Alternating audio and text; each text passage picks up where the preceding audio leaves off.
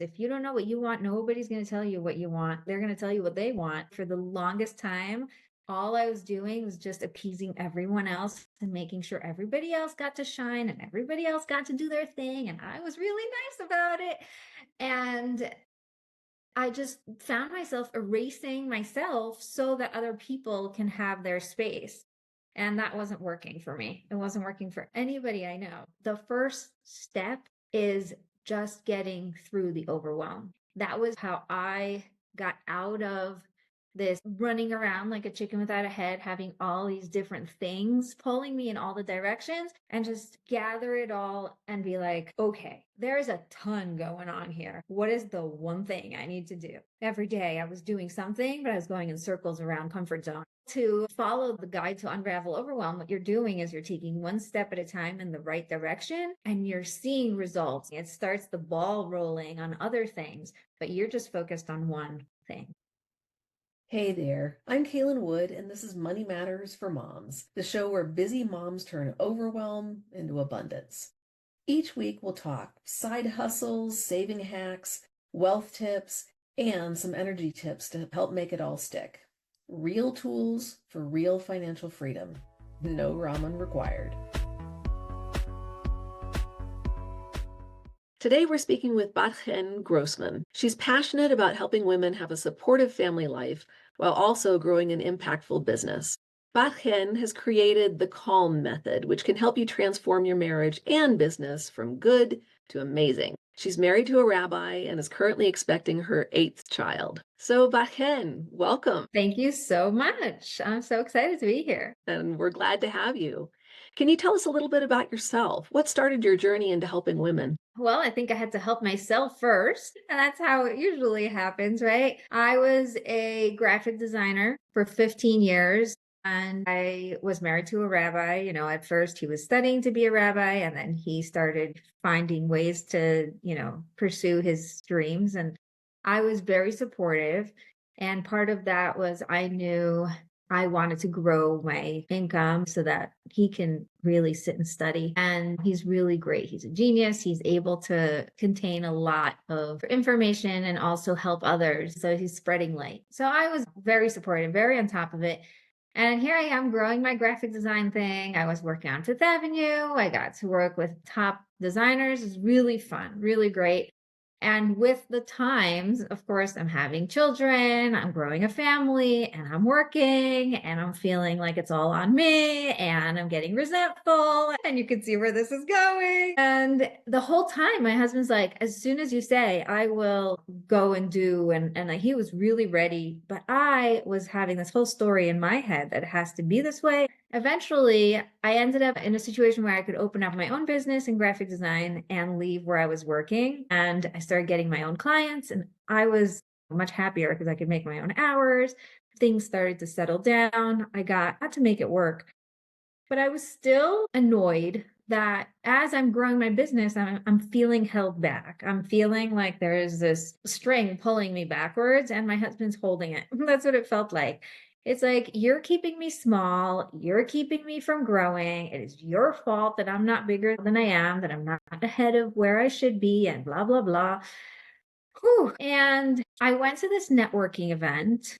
There was this conference, all women, mostly moms, mostly doing their own businesses. They were all, networking and growing and doing the thing. And as I'm sitting there in the conference, I'm talking to everyone. Everybody's feeling the same way. Everybody's feeling like, I just need to make a little bit more money. I just need enough. I just need to get one or two more clients and I'll be set, right?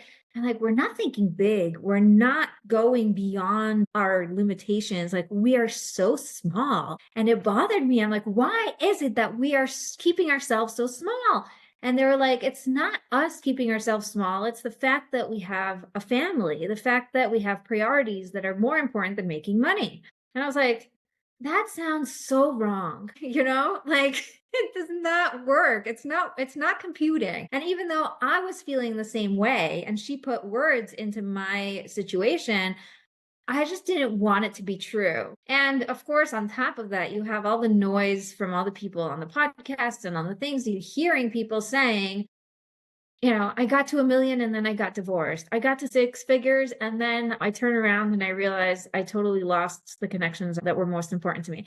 And I was like, I don't want to end up there. So subconsciously, you're telling yourself, I'm just going to keep small. I'm just going to stay here, comfy zone, it's all good. And I came home that night and I took it all out on my husband, of course, because subconsciously I was really frustrated with him. Like, turns out I was right. You're the one keeping me small. You're the one to blame. I screamed at him and I yelled and I cried that I can't grow because of him and it's not fair because it's all on me. And here I am doing the pregnancy and the labor and the giving birth and, like the whole thing. And then I raise these kids and I'm the one who's carrying the load. I just can't do it anymore. Right. And my husband is such a good man. He's such a good man. He's like, I hear you. So tell me how I can support you. What can I do? And I'll turn around like, wait, you're not jealous? It's not bothering you that I'm making more than you or that I may make more than you or blah, blah. He was like, no, I would be so happy if you succeeded. Let me know how I can help you. And then it hit me. This whole thing was on me. I was the one telling the story of he's holding me back. And I'm the one telling myself the story of he's going to be jealous. So I'm holding back to tell him about my success or celebrating my wins. It's my fault. So that was the breakthrough. That was the moment I took upon myself. And I told my friends after the conference, I told them, I realized I am ready. I'm going to make it big and I'm going to come back to you guys and tell you how I did it. I'm going to find whatever it takes. And I found that the marriage advice that I was following wasn't supporting the goals that I had. It was keeping me small a little bit because it was just old fashioned advice that was really suitable for old fashioned marriages. In the olden days, you didn't have women going and having dreams and working so hard and pushing for their limits. It was so clear that, marriage looked a certain way. We're not there anymore. And therefore, the advice that was working then isn't working for us. And we're wondering why. And it was really compelling to me to find what is going to work. And I went on a quest to find what is it going to look like and how am I going to be able to juggle both, right? My biggest thing was I am not willing to pay a price with my marriage in order to make money and be successful. But I'm also, and this was a big one, not willing to pay a price with my business by shutting down myself, turning down the lights, lowering the volume on my shine just because I needed this to work, right? It had to be win-win. And when you think about it, God created the world win-win. Like there is no such thing as win-lose. So you have to get really aligned in order to find the answers, what to do next. And that was my journey. That's how I got to it. And once I did break through and once I did start making more money, and I got bigger clients and I was able to really make it in the graphic design world, my friends turned around and said, okay, so how'd you do it? And they basically pushed me to reverse engineer what I did and put it into a method. And that method became the CALM method. It's 4 steps to creating flow. So the CALM method is connect to yourself, ask for abundance, listen for the answer, and master a higher level of consciousness. Those are the 4 things that have to happen in order for you to get to a state of flow. Using that calm method, then are women able to be successful in both their careers and their marriages without feeling overwhelmed? Yes, and overwhelm is step 1. The first step is just getting through the overwhelm. And the gift that I give is the guide to unravel overwhelm. That was my first step of how I got out of this running around like a chicken without a head, having all these different things pulling me in all the directions and just gather it all and be like, okay, there's a ton going on here. What is the one thing I need to do, right? What is one thing that is going to get me out of this mess? And I found that every day I was doing something, but I was going in circles around comfort zone. I was just constantly going in circles. And so it feels like you're going in circles because that's exactly what it is, right? And being able to follow the guide to unravel overwhelm, what you're doing is you're taking one step at a time in the right direction and you're seeing results. And so it's really motivating. It starts the ball rolling on other things, but you're just focused on one thing. And simplicity is key because, as you said, I'm expecting number 8. I do not have time for overcomplicated anythings. And so you decide on one specific thing and move towards that every day. Yes. So that's the guide to unravel overwhelm. The calm method is very intuitive. The calm method is 4 steps. Step one is connect to yourself. You have to know what you want. You have to know what you want, because if you don't know what you want, nobody's going to tell you what you want. They're going to tell you what they want. And then, I'm a very nice person and I want peace and I want everyone to be happy. So for the longest time, all I was doing was just appeasing everyone else and making sure everybody else got to shine and everybody else got to do their thing. And I was really nice about it. And I just found myself erasing myself so that other people can have their space. And that wasn't working for me. It wasn't working for anybody I know, right? So, step one is you have to know what you want, right? Connect to yourself. And in a time of overwhelm, in any situation, if you can just pause for 30 seconds and get in touch with your body or get in touch with your breath or just ground yourself, what do I want right now? Right? What do I really want? And sometimes you could use this in the middle of a fight or like, what do I really want? I just want peace. Okay, so I'm going to not fight anymore because there's no point of being right.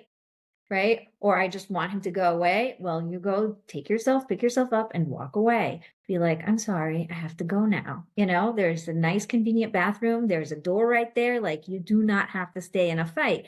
Right? So it gives you clarity about what needs to happen next when you stop the external and just go into yourself, because then you're going to have the answer. And the problem is that the answers within are whispers, and the noise out there are screams. And it's very hard to get to know yourself and get really in touch with yourself when you are reactive. So you get to, for 15 seconds, just, what do I want?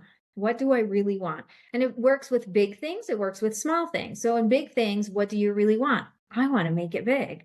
I want to shine. I want to use my gifts. I want to live on purpose, right? Like, this is real clarity. And when you are hearing that coming from inside, from your gut, from your soul, from what actually matters, I can't ignore that anymore. There is no way that I can just push that down. I heard it. That's it. Once you hear it, you can't unhear it, right? So that's step number one. Step number two is ask for abundance. And I'm talking, bring God into it. Speak to God, ask God, show me, guide me, help me. And what happens is when you bring a higher power into your life that knows better than you and understands and is guiding you, you don't have to have all the answers. You don't have to know what to do next. You don't have to have it all figured out. You don't have to have a roadmap. You just have to trust, and you have to listen, which is the next step. Listen for the answer. And a lot of people know to turn to God when there's something going on, right? We were always told, pray, there's something going on. Okay, I pray, but then what? I don't know what to do with that. I don't know what's next. And the most beautiful thing is God answers back. Like, he's here to have a relationship with us, or actually the opposite. He created us so that we can have a relationship with him. He wants to have this dialect. He wants to give us back answers. How do we know what God wants? How do we know how to listen for the answer? If I ask for guidance, if I ask to be shown, how do I know? What do I look for? And the answer is reality. God doesn't do what he doesn't want. So what is right now is exactly what God wants. And you're going to start seeing, because you're attentive, because you're listening, because you know that this is step three. You're looking for the answer. It's not separated from the ask. It's, I asked and now I'm listening. I'm listening, I'm looking, I'm wondering which door is going to open. I'm putting out feelers and I'm seeing where to follow. What's the crumb? Where to go next. And God is going to show me. Doors are going to open, windows are going to close, things are going to come up, answers are going to come so fast because I'm finally listening. And it's life-changing to live this way. And here's where people get stuck. It's like, great, I got in touch with what I want. I told God this is what I want. And he was like, yeah, that's what I want too. Let's make it happen. And then I see the answer and ta-da, next. Now let me go to the next thing I want. No, you can't just jump on to the next thing. You haven't closed the circle. You went from yourself up to God, forward to life, right? To reality. You got to bring it back. If you don't bring it back, then you lost such an opportunity. And that last part is called master a higher level of consciousness, because you just had a really amazing experience. You were able to move up in the consciousness world just by getting out of the illusion of what it's all about and what we think it's all about. You got out of that. You're seeing things from a different perspective. You're flying. You're like, wow. But your body very quickly will just, nosedive back down if you don't do something to master that higher level. If you don't do something to make that higher level stick, sustain. I want to hold on to it. I want to master this level. And how do we do that? With step 4, which is master a higher level of consciousness. We're bringing it back to ourselves. We're celebrating. We're talking about it. We're grateful. We're thankful. We share. We spread the love. We do whatever we can to solidify this experience. And not only that, we're using this experience to propel us forward. It's almost like fuel that pushes you to the next experience that will keep it going. It creates momentum for staying in that flight. And that's flow, right? That's the flow state, is just being able to be in it and then keep it going and then be like, wow, this is amazing. It's actually working. That's how it's done. That is brilliant. Get really good at knowing what you want. Get really good at turning out the noise, getting clear, getting silent, hearing your body, feeling your soul, listening to God. Every person has a thing that works for them. You could meditate, you could do yoga, you could exercise, you could run, you could be in nature, you could be by yourself in your room, you could journal, you could whatever. There's a million ways that you can connect to yourself, but find the thing that speaks to you that actually helps you connect to yourself, because as soon as you learn that skill, it will bring on the next steps, right? If you can get into a habit of turning down the noise every single day or every single time you need an actual answer, anytime you're feeling overwhelmed, anytime you're feeling just confused, anytime you're not sure what to do next, the answers are all inside. And God put that want in you. It's not separate, it's all one. So learn to listen to that. And then automatically you're going to do the rest, right? Because it's intuitive. It's like when I'm journaling and I'm saying, oh, I really want this. My next thing is, okay, God, what's next? How do we do it? Show me, guide me, help me. It will come with getting to know yourself. If you can't pause, you're going to be in the noise all the time. And then you're going to wonder why you're not shutting down. Like, why am I so jittery? Why am I like a balloon floating? There's a lot of these feelings that make us feel, I just can't do this anymore. Anytime you feel that, you have to know what your go-to thing is and then go to that and do it. And even if it's 5 minutes, 10 minutes, it really does have such a power. And I highly recommend everybody download the guide to Unravel Overwhelm, because that is where you can start and really get momentum. And we all need to start. Yes. There you go. Thank you so much. Thank you. Thanks for tuning in to Money Matters for Moms. I hope today's episode left you inspired to take one little step forward. Check out the resources in the show notes and share this with another mom who's ready to thrive. You've got this, because abundance is easier than you might think.